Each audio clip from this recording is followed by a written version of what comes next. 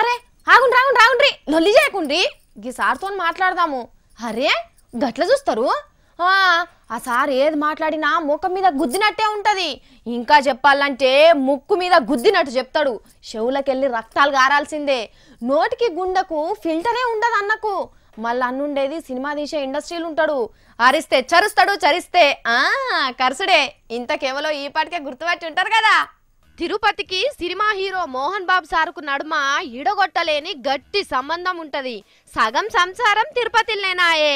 మళ్ళా పెద్ద దేవుడు ఏడుకొండల ఎంకన్నా ఆడనే ఉండే.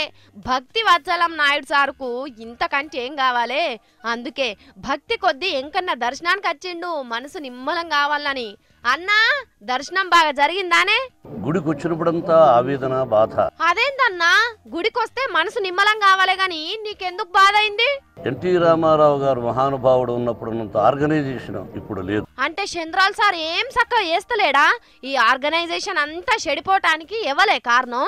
కారణం ఎవరని నేను చెప్పగలను? ఉన్నది ఉన్నట్టు మాట్లాడే నువ్వే చెప్పకపోతే ఇంకెవ్వరు చెప్తారన్నా? సరే గాని ఏమైతున్నది గుడిలా? గుడిలో ఒక్కొక్కసారి ఒక్కొక్క రూలు. ఒక్కొక్క ఆఫీసర్ మారినప్పుడు అతనికి ఇష్టమైన రూలు. ఏ రూల్ పెట్టిండ్రు? నీకు అడ్డ వచ్చిన రూల్ ఏంటిదన్నా? ఆగబడితే దునుకుతా అనకపోయినవా? ఇక్కడ ఎక్కువ శాతం డబ్బున్న వాళ్ళకి మంచి దర్శనం జరుగుతుంది. చాలా సంవత్సరం చూస్తున్నాం. అదేందన్నా గంత మాట అంటివి? ఎంకన్నా అందరు దేవుడు కదా, అందరిని ఒక్క తీరుగా చూస్తలేరా? దేనికి అడ్డం పడుతున్నారన్నా?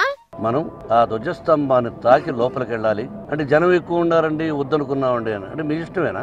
ఇదంతా ఎవరు చేస్తున్నారు అన్నట్టు? నేను ఉన్నది చెబుతున్నారు. తనకి నిదర్శనాలు కావాలంటే నా ముందుకు వస్తే ఒక్కొక్కరి జాతకాలు చెబుతా. గిట్లా చెప్పరాని దందా నడిపిస్తుంటే గుడెట్లా బాగుపడుతుంది? ఏడుకొండల ఇల్వ కాపాడాలంటే ఏం చేయాలంటో మరి? ఏది చేయాలో ఏం చేయాలో ఆ దేవుడికే తెలుసు. ఆయనకే వదిలిస్తున్నారు వెంకటేశ్వరుడు. ఈ గుడిని కాపాడుకోవాల్సిన బాధ్యత ఆ వెంకటేశ్వరుడిదే.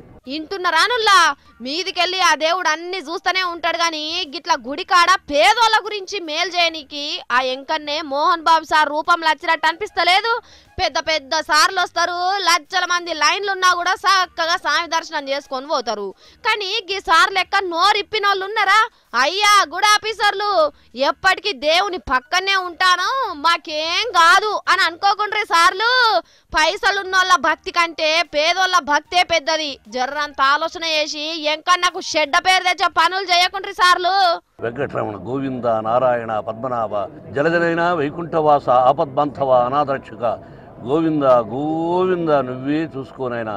పాపుల్ని ఎలా చేసుకోవాలి, పుణ్యాత్ముల్ని ఏం చూసుకోవాలి అది నీకే వదిలేస్తున్నాం.